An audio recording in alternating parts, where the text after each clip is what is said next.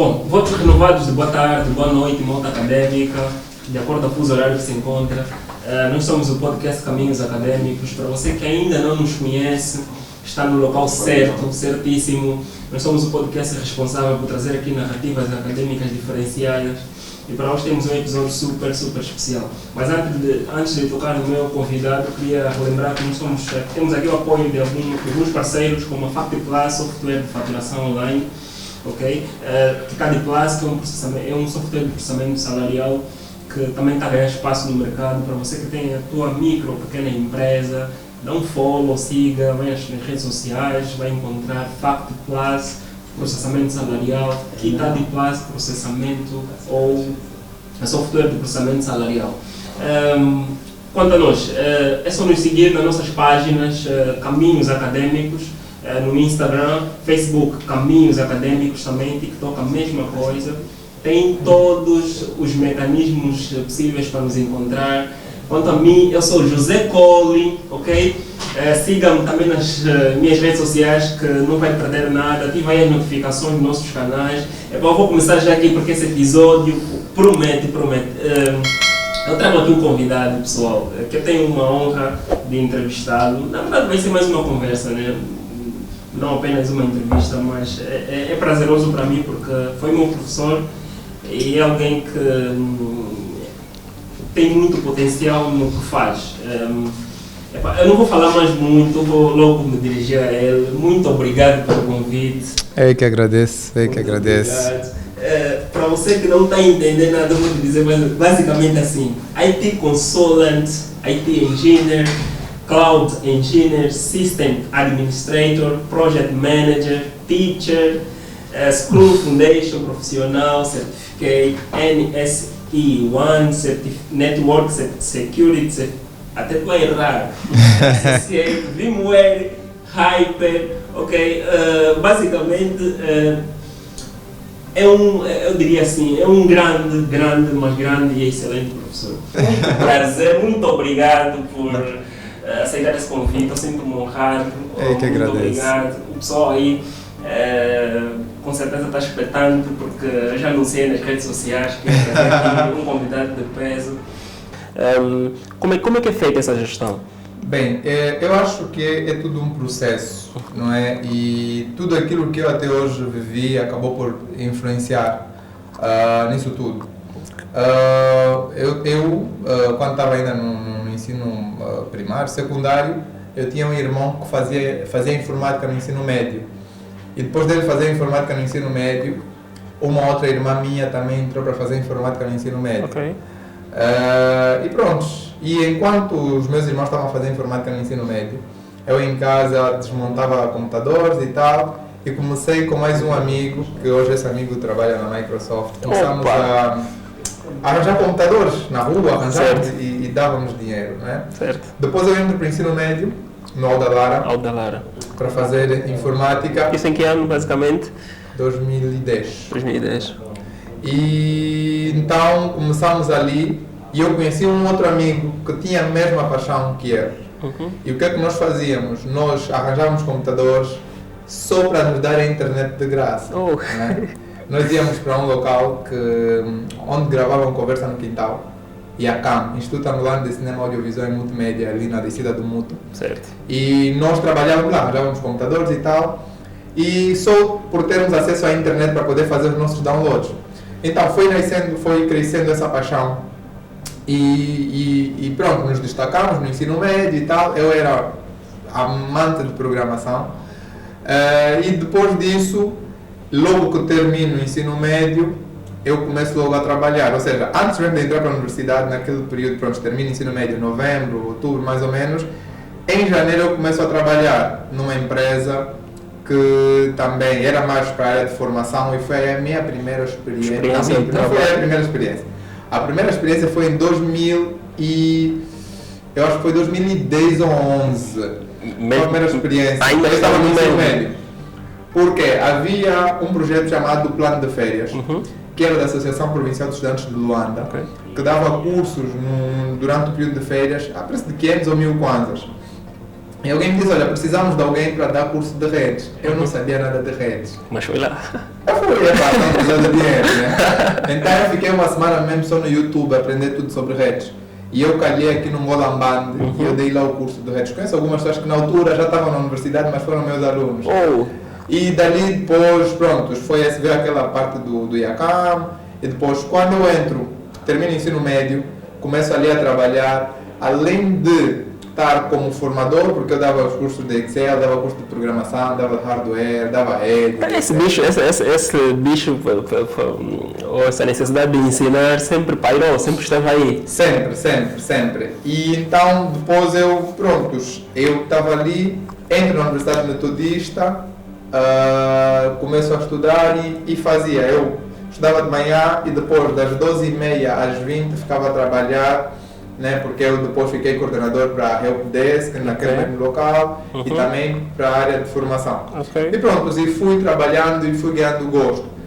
No entanto, eu beneficiei de uma bolsa porque no instituto em que eu fiz o ensino médio, não é, por ser público e na altura o INAB dava bolsa para os melhores estudantes, então ligaram, olha, tem uma bolsa que é para ir para a Rússia, mas tens até a próxima semana para levar os documentos todos no INAB. Assim, do nada? Eu não tinha passaporte.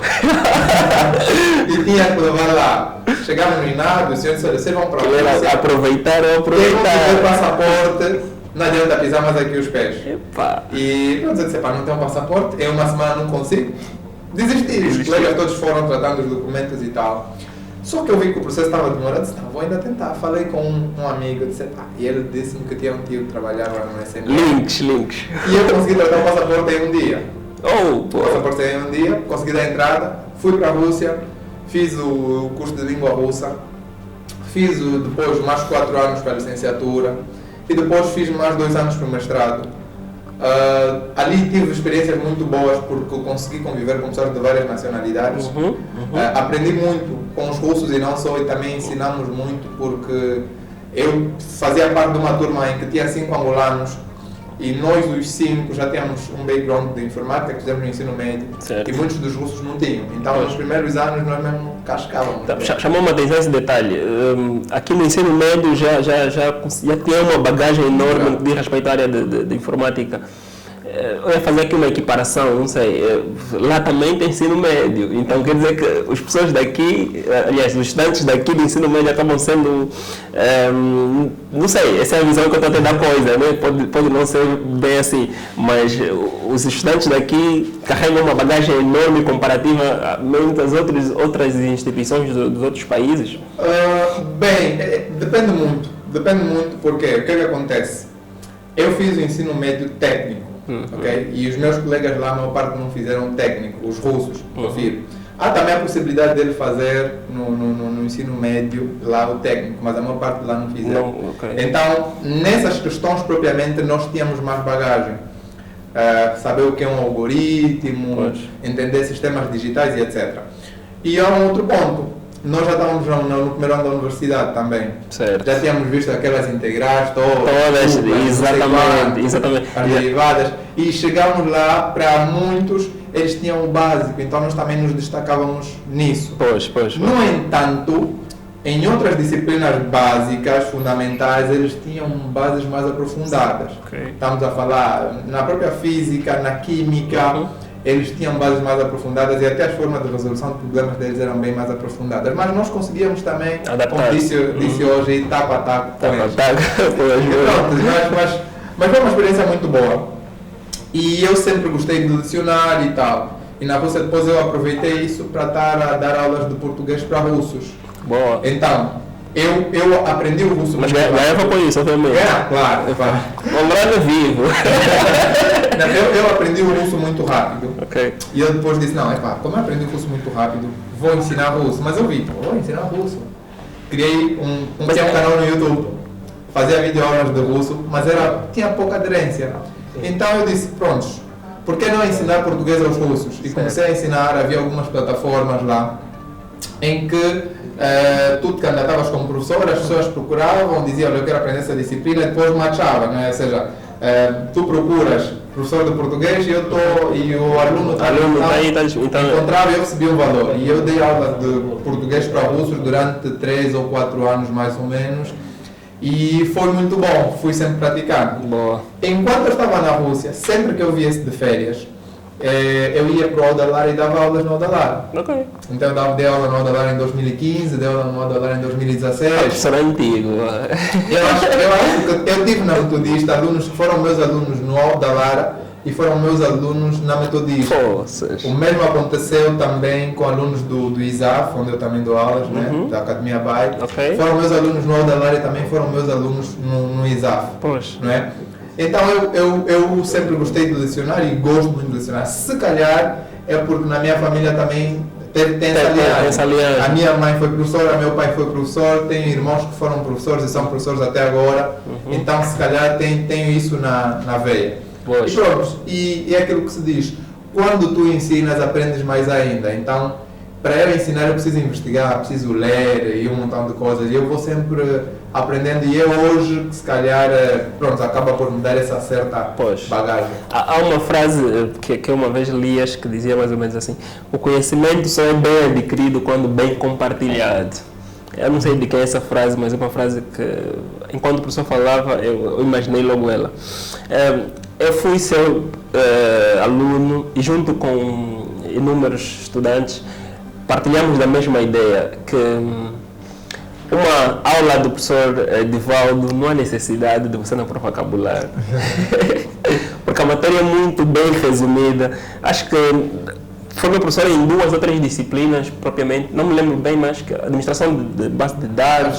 Foi tópicos avançados de base de dados, quarto ano e quinto ano armazenamento de dados, eu acho. Em nenhuma dessas cadeiras eu tive uma nota abaixo de 15. Porque eu olhava para aquele conteúdo e certos colegas até cabulavam, mas eu nunca ouvia coisa dessa. Porque é verdade. Olha, e falando nisso, há um comentário aqui também que diz assim: o professor Edivaldo estudou na Universidade Metodista de Angola, saiu por bolsa para a Rússia, foi funcionário de uma empresa de apostas desportivas lá, tipo AngoFoot, formado em Engenharia da Computação pela Tiber State Technical University, com mestrado em Tecnologia de Informação e Manutenção e Suporte em Informática, professor universitário, casado, funcionário da Paraty, antiga ITA, né, Data Center e Cloud, e corrige, olha esse detalhe, e corrige as provas com lupa. Essa parte de corrigir as provas com lupa, eu vou explicar, não é bem assim, não sei todas as provas eu faço a correção com lupa.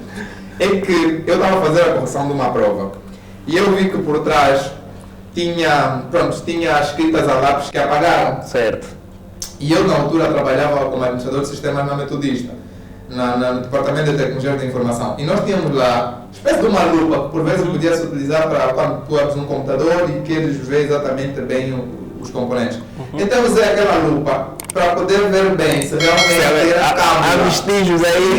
E eu dei conta que realmente a pessoa acabou. Por quê? Porque tinha um montão de apontamentos que nem tinha nada a ver com aquilo que saiu na prova. Né? E a pessoa se calhar tentou a sorte, meteu um bocadinho, então depois eu chamei a pessoa, mostrei e pronto, e a pessoa teve 0, né?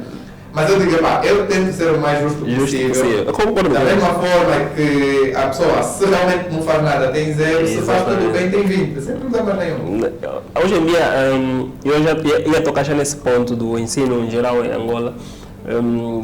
Eu sinto que a maior parte dos nossos professores acabam não sendo assim tão justos. Parece que há uma dificuldade em dar nota 20, eu não sei o que acontece.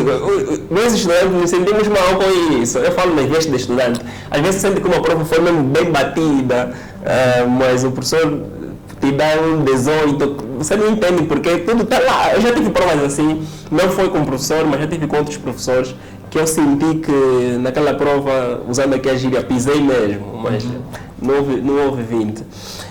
Como é que o professor, qual é a visão que o professor tem sobre o ensino em geral em Angola? É assim, o nosso ensino, nós temos que olhar para a nossa realidade. Okay. E como é que é o quadro docente, ou como é que é constituído hoje o quadro docente na maior parte das instituições em Angola? É constituído por pessoas que muitas das vezes vê a pedagogia ou vê, por exemplo, a questão da academia como um passatempo ou como um segundo emprego para aumentar a renda, né? Nós falamos É verdade. de comprar o leite. E então, muitas das vezes, faz com que as pessoas não olhem aquilo e não atendam aquilo com uma paixão. Eu digo, o professor é um facilitador, ou seja, é descomplicar aquilo que aos olhos do aluno é complicado. Ok. Então, nós não estamos aí para complicar mais ainda, não é? Porque complicado o país já está, o mundo já está. Então, depois há um outro lado. Tu podes ser um bom técnico, um bom engenheiro, um bom profissional, mas não necessariamente um bom professor. Ok? Então, há pessoas que são muito bons profissionais, mas não são bons professores. Não são bons professores. E também o inverso pode acontecer. Várias vezes, mas pode acontecer. Então, a pedagogia é uma ciência. Certo. E nós devemos saber transmitir conhecimento. Existem aquelas pessoas que já nascem com essa aptidão e existem aquelas pessoas que adquirem isso. No entanto, eu digo sempre, nós enquanto professores temos uma grande responsabilidade. E dizem, um país, se não tem professores qualificados, não tem professores à altura, claramente é um país perdido, porque todo mundo passa pelas mãos de um professor. E eu digo sempre, hoje há conteúdo em todo o sítio. O que eu, enquanto professor, devo fazer é passar para o estudante a base. Porque ele saindo da minha aula, ele vai poder ir para a internet, vai pegar livros, vai pegar, se calhar, os mesmos locais em que eu encontrei aquele conteúdo e ele vai poder fazer, usar como bem entender. Então eu tenho que passar aquilo para o professor, para o estudante, perdão, para que ele possa entender o básico e dali conseguir andar com as suas próprias pernas. Não é? Não é deficitário totalmente o nosso ensino, no entanto, as pessoas que estão na posição do professor muitas das vezes acabam falhando por não abraçar isso com os dois braços. Antes de passar para a próxima pergunta, você que está aí nos assistir agora, ative as notificações, subscreva mesmo ao canal, se não ainda não está subscrito. Faça isso agora, corra as redes sociais, ok? Siga-nos para você não perder conteúdos dessa natureza que são muito ricos. E você com certeza não vai se arrepender de ter feito isso, ok? Ainda nessa cena, qualitativamente, visto que estudou na Europa, a Rússia propriamente, né? Qual a comparação que faz em termos de qualidade de ensino, assim, propriamente dito, né? Em termos de material, em termos daquilo que se passa nas outras instituições lá fora, comparativa com a nossa, na área em que se formou? Bem, até certo ponto eu acho, e se calhar, pronto, é a minha visão bem pessoal e é bem normal que muita gente discorde, mas nós temos grelhas curriculares, conteúdos programáticos totalmente desfasados daquilo que é a realidade. Okay. Quer seja a nossa própria realidade, como a realidade no campo científico, ou seja, vamos falar assim, hoje nós estamos no mundo das tecnologias onde fala-se muito de inteligência artificial, fala-se muito de cloud, fala-se muito de N coisas, que se nós olharmos para aquilo que é o plano curricular, as grelhas curriculares das instituições em Angola, quase que não se toca aí. Se por acaso tocar é porque um professor, por iniciativa própria, decidiu tocar. E também porque existe uma questão muito burocrática. Okay? Eu entendo as universidades porque existe uma questão muito burocrática. Ou seja, tu, enquanto universidade, tu tens de submeter, por exemplo, para obter a aprovação de um curso pelo Ministério do Ensino Superior, Ciência e Tecnologia, tu tens de submeter as disciplinas todas, o plano curricular e etc. E depois é aprovado, sai em decreto. Imagina que tu decidas que no próximo ano tem que mudar. Tu, para fazeres isso, submeter novamente a aprovação, são mais anos. Então, até certo ponto entendo, não é? Se calhar também a questão burocrática. No entanto, nos outros países, o que acontece? Aproximam muito a academia com a indústria. Ou seja, a academia está ali para resolver os problemas sociais. E os problemas sociais são resolvidos também com a indústria. Então, as empresas trabalham muito com as academias. E o que muitas das vezes não acontece aqui em Angola é isso. É as empresas estarem próximas das academias para, junto da academia, poderem resolver os problemas. Quando o estudante tem contato com as empresas, com o mercado de trabalho, claramente ele vai conseguir associar aquilo que ele aprende na academia com aquilo que é a realidade das empresas. Poxa, eu queria muito tocar nesse ponto já. Como é que olha para o mercado de trabalho na área de informática hoje em dia? Olha, o nosso mercado, até certo ponto, ainda é fértil. No entanto, existem algumas áreas que começam a estar saturadas. Ok? Algumas áreas. E para que a pessoa realmente tenha destaque, é necessário que tenha algum diferencial. Imaginemos, hoje todo mundo, ou quase todo mundo, quando ouvia falar sobre informática, pensava programação, redes, programação, redes, programação, redes. Depois abriu-se mais. Porque dentro da programação existem vários caminhos a seguir. Dentro das redes existem vários caminhos a seguir. E depois não existe apenas programação em redes, ok? Certo. Tu tens um montão de áreas por explorar. E essas pessoas que conseguem explorar essas áreas que ainda não foram totalmente exploradas, conseguem se dar bem, ok? Por exemplo, há coisa de 3, 4 anos atrás, em Angola não se falava de ciência de dados, ok? Ninguém falava sobre Power BI, sobre Data Warehouse, ninguém falava sobre isso, Machine Learning, ninguém falava sobre Cloud, ninguém falava, mesmo em redes, poucas pessoas falavam sobre segurança, ok? Hoje existe a febre de Cybersecurity. E as pessoas que estão aí por esse caminho, muitos estão a se dar muito bem, ok? Então, o segredo é explorar esses caminhos e ser bom. Você não precisa saber tudo. É necessário entender a base, mas ser expert em alguma coisa, porque aquele que quer saber tudo acaba por não saber nada. É verdade. Então, esse é o segredo. Boa. Olhando aqui para mais ação social, eu um filantropo também, até onde me chegam informações. Tem um projeto, para já tem um projeto de Oficina do Saber.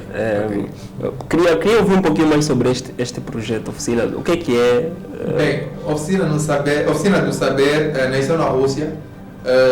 Onde nós começamos com a ideia de realizar conferências científicas na Rússia. E realizamos algumas conferências científicas na Rússia, onde tínhamos os alunos estudantes na Rússia a apresentarem projetos, temas, debatíamos realmente ciência, porque sentíamos que tínhamos alguma coisa para partilhar entre nós e para partilhar com o mundo. Então, atualmente esse projeto está em stand-by, não é? Está em stand-by, Oficina do Saber, mas nós tivemos, além das conferências científicas, palestras, formações, lançamentos de livros, não é? Tivemos apoio, houve um livro de um amigo, o Zongo Armando, que era relacionado à pedagogia, foi lançado também com o apoio do Oficina do Saber, e pronto. Não obstante aí, são outro projeto que é o Gerando Sorrisos, que é uma associação solidária que existe já desde 2014, completamos agora em março, vamos completar 10 anos, que nós trabalhamos com as pessoas mais vulneráveis, não é? E atendemos lares de acolhimento, pessoas singulares, hospitais e etc., levando bens de primeira necessidade e realizando outros tipos de atividades solidárias. Tem uma página? Gerando Sorrisos tem uma página, a Oficina de Saber também tem uma página, no Instagram é Gerando Sorrisos, a Oficina de Saber também, no Facebook também é a mesma coisa. Boa. Para você que está aí, dá um follow, né? Nós estamos já aqui a terminar nosso podcast, que não é uma entrevista, é uma conversa aqui descontraída. Queria tocar aqui em 2 pontos finais, referências ou ambições, referências para já, ambições que têm e considerações finais para aqueles estudantes que estão agora a entrar para o ensino superior, para aqueles que terminaram. Mas antes, quais são as referências que o professor tem? Porque um bom mestre é aquele que tem boas referências. Quais são as referências que tem? Eu sempre gostei muito de dar props àquelas pessoas que realmente eu vejo que são boas naquilo que fazem. E eu tenho muita gente como referência hoje. Desde a minha trajetória, do ensino médio propriamente, eu tive grandes professores que foram referências. Um deles é o meu irmão, que foi meu professor por acaso no ensino médio, foi meu professor de programação, José Manuel Rodrigues João. Essa família. Ele é o programador, é geofísico. Essa família é ninja. É uma grande referência. Eu tive professores no ensino médio, por exemplo, Nuno Lica, um grande professor, no da Lara. Depois estive na Metodista tive poucos professores com quem eu me identifiquei, mas depois quando fui para a Rússia tive outros professores que realmente tenho um grande apreço. Um deles foi o meu orientador, tanto na licenciatura como no mestrado, Yuri Nikolaevich. tenho amigos que são referências para mim e eu aprendi e aprendo muito com essas pessoas. Mas é uma das minhas referências também, que se não sabia, passa já a saber. O professor Elisa também, que eu quero trazê-lo também aqui no programa. Ambições, até onde quer chegar? Qual é a ambição? Ou daquele tipo de pessoas que temporariamente define uma meta e executa, e como é que funciona isto? Qual é a ambição? Eu sou muito ambicioso. No entanto, o que eu mais quero hoje é profissionalmente eu olhar para mim e dizer, não, eu hoje sou um guru naquilo que eu faço. Ainda não sinto isso. Aprendo muito e tenho aprendido muito. E penso realmente, eu penso também eu olho muito para a questão de formação e eu sempre sonhei, eu penso em construir uma academia de TI, né? Uma academia de TI em que a pessoa entra. Tal como hoje no Brasil tem, por exemplo, os tecnólogos, não é? Tu fazes 2 anos ou 3 e tu sais mesmo expert em TI, que muitas das vezes equipara-se a uma licenciatura. E é o que eu penso em construir, não é? Pode não estar, se calhar não para um futuro muito próximo, não 2, 3 anos, mas se calhar daqui a 7, 8 anos. Parece um projeto interessante, a falta de dinheiro, bro. Não é dinheiro, mas eu acho Eu vou colocar meu irmão aí nos comentários, sem irmão, vamos construir essa academia. Eu acho que eu ainda preciso beber muito, não é? De muita gente e de muitos locais que eu ainda vou passar, não é? Profissionalmente, porque em cada local que eu passo eu bebo, aprendo um bocadinho sobre os processos, os procedimentos, as pessoas que estão lá. Então são essas as minhas ambições. Não é? Boa. Pronto. E para terminar mesmo já, considerações finais, conselhos que deixa aqui a malta académica em geral? Bem, o conselho que eu deixo, independente da área, eu digo que as pessoas precisam saber primeiramente o que querem. Os mais velhos sempre dizem, se calhar muitas das vezes nós ignoramos, quem não sabe o que procura não compreende o que acha. É necessário você definir exatamente o que você quer, o que você está à procura. Quando você tem uma visão clara daquilo que você quer, você vai conseguir saber exatamente que caminho trilhar. E quando você saber que caminhos trilhar, você vai conseguir exatamente seguir esses caminhos e chegar no teu objetivo. Claramente não é um trajeto fácil, não é? É aquilo que dizem, se fosse fácil todo mundo faria. No entanto, uma coisa é, nós precisamos saber que para chegarmos longe não precisamos pisar os outros. Outra coisa que precisamos saber é que a única competição que nós temos é connosco próprios. Ou seja, sermos melhor do que aquilo que nós fomos no dia anterior ou na semana anterior. E como o mercado, a cada dia que passa, vai se tornando competitivo, use todos os mecanismos que você tem para aprender. Sempre que puder, sente-se com alguém para aprender, leia um livro, assista a um vídeo. Muita gente diz, mas eu não gosto de ler. É normal, eu não obrigo ninguém a gostar de ler. Mas use aquilo que mais te facilita aprender para você aprender. Existem pessoas que aprendem mais a ouvir, a ver e etc. Mas aprenda. Todos os dias aprenda. E é importante olhar para uma diversidade de coisas, porque hoje em dia, para você ser uma pessoa de sucesso, você não deve apenas saber aquilo que é da tua área de formação. É necessário saber, por exemplo, gestão, um bocadinho de política, um bocadinho de economia, um bocadinho. E isso vai te fazer uma grande pessoa. Para tu seres um grande líder, é necessário ter conhecimento de tudo isso para poder liderar as pessoas. Eu digo, ser um bom líder é você ter a capacidade de fazer com que as pessoas façam aquilo que você quer, como você quer, quando você quiser, mas porque essa pessoa quer. Ok? Então, você não obriga. A pessoa vai fazer porque quer, mas vai fazer quando, como e porque você quer. Então, é importante nós olharmos para isso e pensarmos que nós não estamos a disputar com as outras pessoas. Ok? Nós temos os nossos objetivos, temos os nossos sonhos, os nossos planos e não precisamos pisar as outras pessoas. No entanto, é necessário dedicação.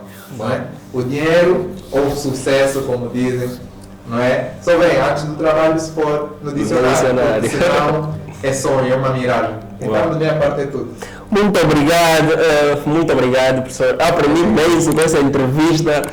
Você que está aí também acredito que tenha aprendido. Para vocês que estão a nos acompanhar aí, muito obrigado também. Sigam-nos nas nossas redes sociais, nas nossas páginas, Caminhos Académicos, ok? TikTok, Instagram, mesma coisa. Eu sou o José Collin, o vosso host, e esse foi mais um podcast Caminhos Académicos, o único podcast graduado da banda. One.